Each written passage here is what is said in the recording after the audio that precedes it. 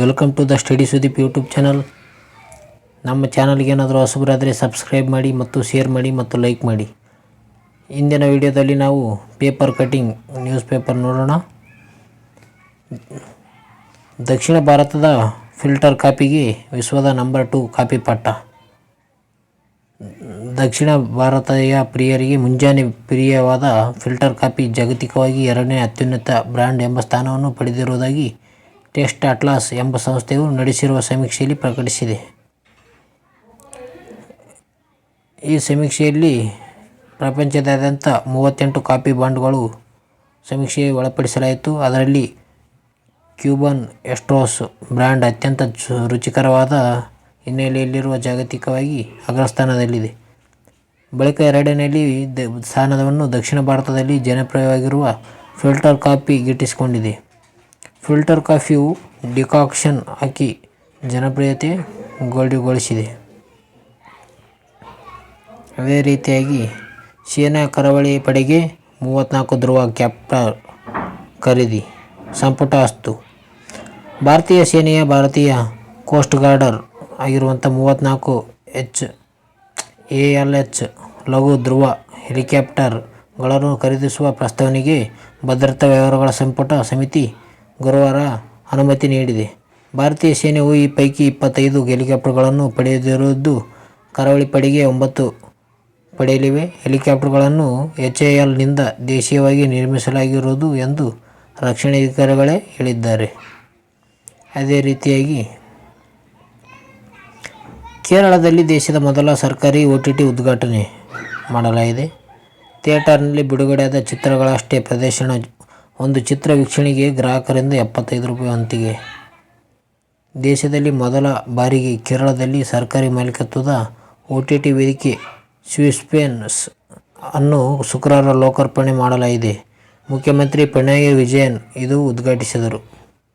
ಈ ವೇಳೆ ಮಾತನಾಡಿದ ವಿಜಯನ್, OTT ವೇದಿಕೆ ಕೇವಲ ಲಾಭವನ್ನೇ ಮುಖ್ಯ ಗುರಿಯಾಗಿಸಿಕೊಂಡಿರುವ ಕಾಲದಲ್ಲಿ ಮಲಯಾಳಂ ಭಾಷೆ ಮತ್ತು ಸಂಸ್ಕೃತಿಯನ್ನು ಪ್ರೋತ್ಸಾಹಿಸುವ ಸಲುವಾಗಿ ಸರ್ಕಾರದ ವತಿಯಿಂದಲೇ OTT ಮಾಧ್ಯಮ ಅನಾವರಣ ಮಾಡಲಾಗಿದೆ ಎಂದರು. ಅದೇ ರೀತಿಯಾಗಿ ಫ್ರೆಂಡ್ಸ್, ನೆಕ್ಸ್ಟ್ ನ್ಯೂಸ್ ಏನಪ್ಪ ಅಂತಂದರೆ, ಕಾರ್ಬೆಟ್ ಅರಣ್ಯ ಅಧ್ಯಯನಕ್ಕೆ ಸಮಿತಿ.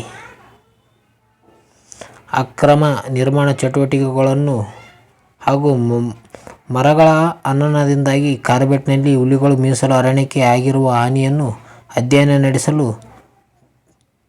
ಸಮಿತಿಯನ್ನು ರಚಿಸುವಂತೆ ಸುಪ್ರೀಂ ಕೋರ್ಟ್ ಆದೇಶ ನೀಡಿದೆ.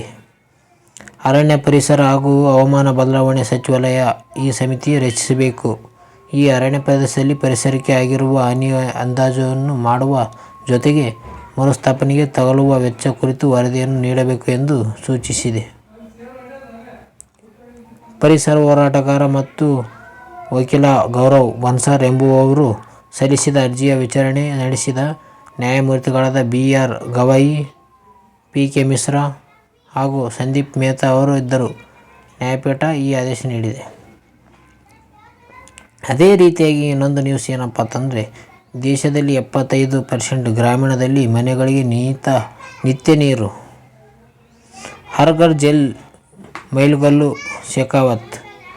ದೇಶದ ಗ್ರಾಮೀಣ ಪ್ರದೇಶದಲ್ಲ 75% ಮನೆಗಳಿಗೆ ನಲ್ಲಿ ನೀರಿನ ಸಂಪರ್ಕ ಕಲ್ಪಿಸಲಾಗಿದೆ ಎಂದು ಕೇಂದ್ರ ಜಲ ಸಂಪನ್ಮೂಲ ಸಚಿವರಾಗಿರುವ ಗಜೇಂದ್ರ ಸಿಂಗ್ ಶೇಖಾವತ್ ತಿಳಿಸಿದ್ದಾರೆ. ಈ ಬಗ್ಗೆ ಎಕ್ಸ್ನಲ್ಲಿ ಪೋಸ್ಟ್ ಮಾಡಿರುವ ಅವರು ಇದೊಂದು ಮೈಲುಗಲ್ಲು ಎಂದಿದ್ದಾರೆ. ಹರ್ ಘರ್ ಜಲ್ ಸಂಪರ್ಕ ಕಲ್ಪಿಸುವ ಪಯಣದಲ್ಲಿ ನಾವು 75% ಗುರಿಯನ್ನು ಸಾಧಿಸಿದ್ದೇವೆ. ಇದೊಂದು ದೊಡ್ಡ ಮೈಲುಗಲ್ಲು. ಪ್ರತಿ ಮನೆಗೂ ಶುದ್ಧ ನಲ್ಲಿ ನೀರಿನ ಸಂಪರ್ಕ ಕಲ್ಪಿಸಬೇಕು ಎಂಬ ಪ್ರಧಾನಿ ಮೋದಿ ಅವರ ದೂರದೃಷ್ಟಿಯಂತೆ ಗುರಿ ಸಾಧನೆಗಾಗಿ ಕೆಲಸ ಮಾಡುತ್ತಿರುವ ಎಲ್ಲ ರಾಜ್ಯಗಳು ಹಾಗೂ ಜಲಜೀವನ್ ಮಿಷನ್ ಯೋಜನೆಯ ತಂಡಕ್ಕೆ ಅಭಿನಂದನೆಗಳು. ಸದೃಢ ಹಾಗೂ ಆರೋಗ್ಯಕರ ಭಾರತವನ್ನು ನಿರ್ಮಿಸುತ್ತಿದ್ದೇವೆ ಎಂದು ಬರೆದುಕೊಂಡಿದ್ದಾರೆ. ಅಧಿಕೃತ ಅಂಕಿಅಂಶಗಳ ಪ್ರಕಾರ ಗ್ರಾಮೀಣ ಭಾಗದಲ್ಲಿ ಒಟ್ಟು 19.27 ಕೋಟಿ ಮನೆಗಳಿಗೆ ಪೈಕಿ 14.46 ಕೋಟಿ ಮನೆಗಳಿಗೆ ನೀರಿನ ಸಂಪರ್ಕ ಕಲ್ಪಿಸಲಾಗಿದೆ. ಕೇಂದ್ರಾಡಳಿತ ಪ್ರದೇಶಗಳಿಗೂ ಸೇರಿದಂತೆ 11 ರಾಜ್ಯಗಳು ಗ್ರಾಮೀಣ ಪ್ರದೇಶದಲ್ಲಿ 100% ಗುರಿಯನ್ನು ಸಾಧನೆ ಮಾಡಲಿದೆ ಎನ್ನಲಾಗಿದೆ. ಅದೇ ರೀತಿಯಾಗಿ ಫ್ರೆಂಡ್ಸ್, ನ್ಯಾಟೋದ ಸದಸ್ಯ ಒಕ್ಕೂಟಕ್ಕೆ ಸ್ವೀಡನ್ ಸೇರಿದೆ. ಸ್ವೀಡನ್ ಗುರುವಾರ 32ನೇ ಸದಸ್ಯ ರಾಷ್ಟ್ರವಾಗಿ ಅಮೆರಿಕ ನೇತೃತ್ವದ ಮಿಲಿಟರಿ ಒಕ್ಕೂಟವನ್ನು ನ್ಯಾಟೋ ಯಾವಾಗ ಸ್ಥಾಪನೆ ಆಯಿತು ಎಂದು ಹೇಳಿ ಫ್ರೆಂಡ್ಸ್, ನನಗೆ ಕಾಮೆಂಟ್ ಮೂಲಕ ಸೇರಿಕೊಂಡಿದೆ. ವಾಷಿಂಗ್ಟನ್ನಲ್ಲಿ ನಡೆದ ಕಾರ್ಯಕ್ರಮದಲ್ಲಿ ಸ್ವೀಡನ್ ಸೇರ್ಪಡೆಯನ್ನು ಅಧಿಕೃತವಾಗಿ ಘೋಷಿಸಲಾಯಿತು. ಅಮೆರಿಕದ ವಿದೇಶಾಂಗ ಕಾರ್ಯದರ್ಶಿ ಆಂಟೋನಿಯೋ ಬ್ಲಿಂಕೆನ್, ಸ್ವೀಡನ್ ಮತ್ತು ಉಲ್ಫ್ ಕ್ರಿಸ್ಟೆನ್ಸನ್ ಪಾಲ್ಗೊಂಡರು. ಟರ್ಕಿ ಮತ್ತು ಹಂಗೇರಿ ಅನುಮೋದನೆ ನೀಡಿದ್ದರಿಂದ ಸ್ವೀಡನ್ನ ಸದಸ್ಯತ್ವದ ಹಾದಿ ಸುಗಮವಾಯಿತು. ಅದೇ ರೀತಿಯಾಗಿ ಫ್ರೆಂಡ್ಸ್, ಸುನಂದಮ್ಮನಿಗೆ ಅತ್ಯುತ್ತಮ ಕಾದಂಬರಿ ಪ್ರಶಸ್ತಿ. ಬೆಂಗಳೂರು ದ್ವಾರಕುಂಟೆ ಪಾತಣ್ಣ ಪ್ರತಿಷ್ಠಾನ ನೀಡುವ 2023ನೇ ಸಾಲಿನ ಅತ್ಯುತ್ತಮ ಕಾದಂಬರಿ ಪ್ರಶಸ್ತಿಗೆ ಲೇಖಕಿಯಾಗಿರುವ ಆರ್. ಸುನಂದಮ್ಮ ಅವರು ಭರತಕಲ್ಪ ಕಾದಂಬರಿಗೆ ಆಯ್ಕೆಯಾಗಿದೆ. ಪ್ರಶಸ್ತಿ ಮೊತ್ತ ಏನಪ್ಪ ಅಂದರೆ 25,000 ರೂಪಾಯಿ ನಗದು ಮತ್ತು ಕಾದಂಬರಿ ಫಲಕ ಕೊಡುತ್ತಾರೆ. ಅದೇ ರೀತಿಯಾಗಿ ಉಜ್ವಲ್ ಗ್ಯಾಸ್ ಸಬ್ಸಿಡಿ ವಿಸ್ತರಣೆ ಕೇಂದ್ರ ಕ್ರಮ. 10 ಕೋಟಿ ರೂಪಾಯಿ ಕುಟುಂಬಗಳಿಗೆ ಲಾಭ. ಉಜ್ವಲ ಯೋಜನೆಯಡಿ ಬಡ ಮಹಿಳೆಯರಿಗೆ ಪ್ರತಿ LPG ಸಿಲಿಂಡರ್ಗೆ ನೀಡುತ್ತಿದ್ದ 300 ರೂಪಾಯಿ ಸಬ್ಸಿಡಿಯನ್ನು ಮುಂದಿನ ಆರ್ಥಿಕ ವರ್ಷದವರೆಗೆ ಮತ್ತೆ ವಿಸ್ತರಿಸುವುದಾಗಿ ಕೇಂದ್ರ ಸರ್ಕಾರ ಗುರುವಾರ ಪ್ರಕಟಿಸಿದೆ. ಈ ಕ್ರಮದಿಂದ ಸುಮಾರು 10 ಕೋಟಿ ಕುಟುಂಬಗಳಿಗೆ ಅನುಕೂಲವಾಗಲಿದ್ದು, ಕೇಂದ್ರ ಸರ್ಕಾರಕ್ಕೆ ವಾರ್ಷಿಕ 12,000 ಕೋಟಿ ರೂಪಾಯಿಗಳು ವೆಚ್ಚವಾಗಲಿದೆ. ಕಳೆದ ವರ್ಷ ಅಕ್ಟೋಬರ್ನಲ್ಲಿ ಕೇಂದ್ರ ಸರ್ಕಾರ ಪ್ರತಿ ವರ್ಷಕ್ಕೆ 12 ಸಿಲಿಂಡರ್ಗಳಿಗೆ ನೀಡಲಾಗುತ್ತಿದ್ದ 200 ರೂಪಾಯಿ ಸಬ್ಸಿಡಿಯನ್ನು 300 ರೂಪಾಯಿಗೆ ಹೆಚ್ಚಿಸಿತು. ಇದರಿಂದ ಉಜ್ವಲ ಯೋಜನೆಯ ಫಲಾನುಭವಿಗಳಿಗೆ 14.2 kgಯಷ್ಟು ಅಡುಗೆ ಅನಿಲ ಸಿಲಿಂಡರ್ ಕೇವಲ 600 ರೂಪಾಯಿಗೆ ಲಭ್ಯವಾಗುತ್ತಿತ್ತು. ಅದೇ ರೀತಿಯಾಗಿ ಫ್ರೆಂಡ್ಸ್, ಇನ್ನೊಂದು ನ್ಯೂಸ್ ಏನಪ್ಪ ಅಂತಂದರೆ, ಭಾರತ ಚೀನಾ ಗಡಿಯಲ್ಲಿ 10,000 ಯೋಧರು. ಚೀನಾ ಗಡಿ ಭಾಗದಲ್ಲಿ ಭದ್ರತೆಯನ್ನು ಇನ್ನಷ್ಟು ಬಲಪಡಿಸಲು ಭಾರತೀಯ ಸೇನೆ 10,000 ಯೋಧರ ಪಡೆಯನ್ನು ನಿಯೋಜಿಸಿದೆ. ಭಾರತ ಮತ್ತು ಚೀನಾ ನಡುವೆ ಸೂಕ್ಷ್ಮ ಪ್ರದೇಶ ಎಂದು ಗುರುತಿಸಲಾದ ಗಡಿಭಾಗದಲ್ಲಿ ಇವರು ರಕ್ಷಣಾ ಕಾರ್ಯವನ್ನು ನಿರ್ವಹಿಸಲಿದ್ದಾರೆ. ಈಗಾಗಲೇ ಈ ಪ್ರದೇಶದಲ್ಲಿ 9,000 ಸೈನಿಕರು ನಿಯೋಜನೆಯಲ್ಲಿದ್ದಾರೆ. ಉತ್ತರಾಖಂಡ್ ಮತ್ತು ಹಿಮಾಚಲ ಪ್ರದೇಶ ಗಡಿಯಲ್ಲಿ ಆಯಕಟ್ಟಿನ ಪ್ರಮುಖ 532 ಕಿಲೋಮೀಟರ್ ಪ್ರದೇಶವನ್ನು ಕಾಪಾಡಲು ಈ ಸಂಯೋಜಿತ ಪಡೆ ನಿಯೋಜಿಸಲಾಗಿದೆ. ಕಳೆದ ದಶಕದಲ್ಲಿ ಈ ಪ್ರದೇಶವು ಬೃಹತ್ ಮೂಲಸೌಕರ್ಯ ಹೂಡಿಕೆ ಮತ್ತು ಅಭಿವೃದ್ಧಿಯನ್ನು ಕಂಡಿದೆ. ಮೋದಿ ಅವರ ಸರ್ಕಾರವು ಈ ಪ್ರದೇಶದಲ್ಲಿ ಪ್ರವಾಸೋದ್ಯಮಕ್ಕೆ ಉತ್ತೇಜನ ನೀಡುತ್ತಲೇ ಬರುತ್ತಿದೆ. 2021ರ ಭಾರತದ ಚೀನಾ ಜೊತೆಗೆ ಗಡಿಯಲ್ಲಿ ಗಸ್ತು ತಿರುಗಲು ಹೆಚ್ಚುವರಿ 50,000 ಸೈನಿಕರನ್ನು ಮರುಸ್ಥಾಪಿಸಲಾಯಿತು. ಅದೇ ರೀತಿಯಾಗಿ ಫ್ರೆಂಡ್ಸ್, ಇನ್ನೊಂದು ನ್ಯೂಸ್. ಅಂದಾಜು ಪರಿಷ್ಕರಿಸಿದ ಪ್ರಸ್ತುತ ಭಾರತದ GDP 8% ಸಂಭವ.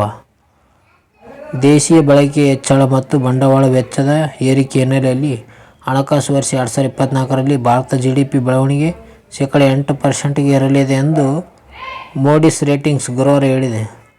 ಈ ಹಿಂದೆ -6.6% GDPಯನ್ನು ಅಂದಾಜು ಮಾಡಿತ್ತು. ಸರ್ಕಾರವು ಬಿಡುಗಡೆ ಮಾಡಿದ ಮೂರನೇ ತ್ರೈಮಾಸಿಕ GDP ಅಂಕಿಅಂಶಗಳನ್ನು ಗಮನಿಸಿದರೆ ಪ್ರಸಕ್ತ ಹಣಕಾಸು ವರ್ಷದಲ್ಲಿ ಆರ್ಥಿಕ ಬೆಳವಣಿಗೆಯು -8% ಸಮೀಕ್ಷೆ ಬರಬಹುದು ಎಂದು reserve bank governor Shaktikanta Das ಬುಧವಾರಷ್ಟೇ ಹೇಳಿದರು. ಇದಾದ ಒಂದು ದಿನ ನಂತರ ಮೂಡಿಸ್ ಅಂದಾಜು ಪ್ರಕಟಿಸಲಾಗಿದೆ. ಭಾರತದ ಪ್ರಮುಖ G20 ರಾಷ್ಟ್ರಗಳ ಪೈಕಿ ತ್ವರಿತ ವೇಗವಾಗಿ ಬೆಳೆಯುತ್ತಿರುವ ಆರ್ಥಿಕತೆಯಾಗಲಿದೆ ಎಂದು ನಾವು ನಿರೀಕ್ಷಿಸುತ್ತೇವೆ. ನೈಜ GDPಯ ಬೆಳವಣಿಗೆಯು 2024ರ ಮಾರ್ಚ್ 31ಕ್ಕೆ ಕೊನೆಗೊಳ್ಳುವ ಆರ್ಥಿಕ ವರ್ಷದಲ್ಲಿ ಸುಮಾರು -8% ಇರಲಿದೆ ಎಂದು ಮೂಡಿಸ್ ವರದಿ ತಿಳಿಸಿದೆ. ವರದಿಯಲ್ಲಿ ಏನಿದೆ? ಸರ್ಕಾರದ ಬಂಡವಾಳ ವೆಚ್ಚ ಮತ್ತು ಬಲವಾದ ದೇಶೀಯ ಬಳಕೆಯು ಭಾರತದ ಆರ್ಥಿಕ ಬೆಳವಣಿಗೆಗೆ ಆಧಾರವಾಗುತ್ತದೆ.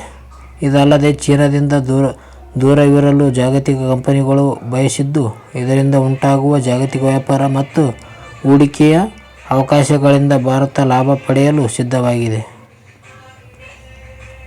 ಭಾರತ ಹಣದುಬ್ಬರ 2022-23 ಆರ್ಥಿಕ ವರ್ಷದಲ್ಲಿ ಶೇಕಡ 6.7ರಷ್ಟು ಗರಿಷ್ಠ ಮಟ್ಟದಲ್ಲಿ 2022-23ರಲ್ಲಿ ತಲುಪಿದೆ. ಅದೇ ರೀತಿಯಾಗಿ ಫ್ರೆಂಡ್ಸ್ ಭಾರತ ಹಣದುಬ್ಬರವು ದರವು 2022-23 ಆರ್ಥಿಕ ವರ್ಷದಲ್ಲಿ ಶೇಕಡ 6.2ರಷ್ಟು ಗರಿಷ್ಠ ಮಟ್ಟದಲ್ಲಿಕ್ಕೆ ದಿಂದ 2023-24ರಲ್ಲಿ ಶೇಕಡ 5.5ಕ್ಕೆ ಇಳಿಯುತ್ತದೆ ಎಂದು ನಾವು ನಿರೀಕ್ಷಿಸುತ್ತೇವೆ ಎಂದು ಮತ್ತಷ್ಟು ಹಣದುಬ್ಬರವು ನೀತಿ ಸರಾಗಗೊಳಿಸಲು ಪೂರಕವಾಗಲಿದೆ.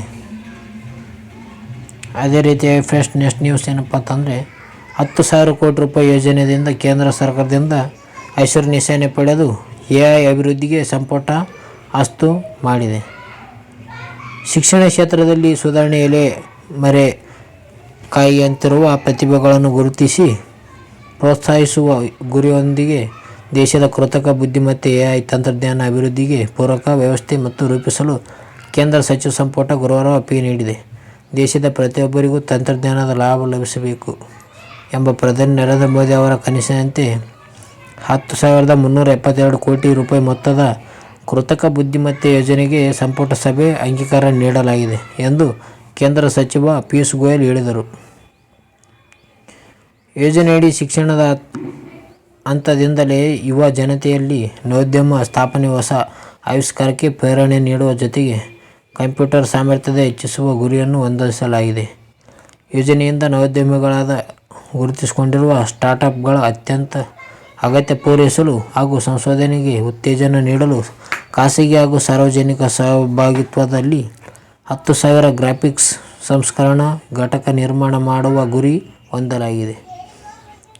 ಇದೇ ವೇಳೆ ಆರೋಗ್ಯ ಮತ್ತು ಕೃಷಿ ಕ್ಷೇತ್ರದಲ್ಲಿ ಅಭಿವೃದ್ಧಿಗೆ ಕೃತಕ ಬುದ್ಧಿಮತ್ತೆ ತಂತ್ರಜ್ಞಾನ ಬಳಕೆ ಮಾಡಿಕೊಳ್ಳಲು ಸರ್ಕಾರ ಚಿಂತನೆ ನಡೆಸಿದೆ. ಸಚಿವ ಸಂಪುಟ ಸಭೆಯಲ್ಲಿ ಸೆಣಬು ಬೆಳೆಗಾರರಿಗೆ ಸಿಹಿ ಸುದ್ದಿ ನೀಡಲಾಗಿದ್ದು, ಕಚ್ಚಾ ಸೆಣಬಿಗೆ ಕನಿಷ್ಠ ಬೆಂಬಲ ಬೆಲೆಯನ್ನು 285 ರೂಪಾಯಿ ಏರಿಕೆ ಮಾಡಲಾಗಿದೆ. ಕೇಂದ್ರವು 2024-25 ಹಣಕಾಸು ವರ್ಷಕ್ಕಾಗಿ ಬೆಂಬಲ ಬೆಲೆ ಹೆಚ್ಚಿಸಿದ್ದು, ಇದರಿಂದಾಗಿ ಸೆಣಬು ಬೆಳೆಯುವ ರೈತರು ಲಾಭ ಪಡೆಯಲಿದ್ದಾರೆ. ಆರ್ಥಿಕ ವ್ಯವಹಾರಗಳ ಸಂಪುಟ ಸಮಿತಿಯು ಕಚ್ಚಾ ಸೆಣಬಿನ ಬೆಂಬಲ ಬೆಲೆಯನ್ನು ಹೆಚ್ಚಿಸಿದೆ. 1 ಕ್ವಿಂಟಲ್ಗೆ 285 ರೂಪಾಯಿ ಬೆಂಬಲ ಬೆಲೆಯನ್ನು ಹೆಚ್ಚಿಸಲಾಗಿದೆ. ಇದರೊಂದಿಗೆ 1 ಕ್ವಿಂಟಲ್ ಕಚ್ಚಾ ಸೆಣಬಿನ ಸಿಗುವ ಬೆಂಬಲ ಬೆಲೆಯು 5,335 ರೂಪಾಯಿಗೆ ಆಗಿದೆ. ಇದುವರೆಗೆ ಕ್ವಿಂಟಲ್ ಕಚ್ಚಾ ಸೆಣಬಿಗೆ 5,050 ರೂಪಾಯಿ ಕನಿಷ್ಠ ಬೆಂಬಲ ಬೆಲೆ ನೀಡಲಾಗುತ್ತಿತ್ತು. ಈಗ ಬೆಂಬಲ ಬೆಲೆಯನ್ನು ಶೇಕಡ 5ರಷ್ಟು ಬೆಂಬಲವನ್ನು ಬೆಲೆ ಏರಿಕೆ ಮಾಡಲಾಗಿದೆ. ಫ್ರೆಂಡ್ಸ್, ನಮ್ಮ ವಿಡಿಯೋನು ಇಷ್ಟ ಆದರೆ ನೀವು ಲೈಕ್ ಮಾಡಿ, ಶೇರ್ ಮಾಡಿ, ಸಬ್ಸ್ಕ್ರೈಬ್ ಅಂತ ಮಾಡೋದು ಮರಿಬೇಡಿ. ಮಾರ್ಚಿಂದ ಸ್ಪರ್ಧಾ ಮ್ಯಾಗಝಿನ್ ವಿಡಿಯೋನ ಹಾಕೋಣ. ಈ ವಿಡಿಯೋದಲ್ಲಿ ಇಷ್ಟೇ ಫ್ರೆಂಡ್ಸ್. ಓಕೆ, ಬಾಯ್.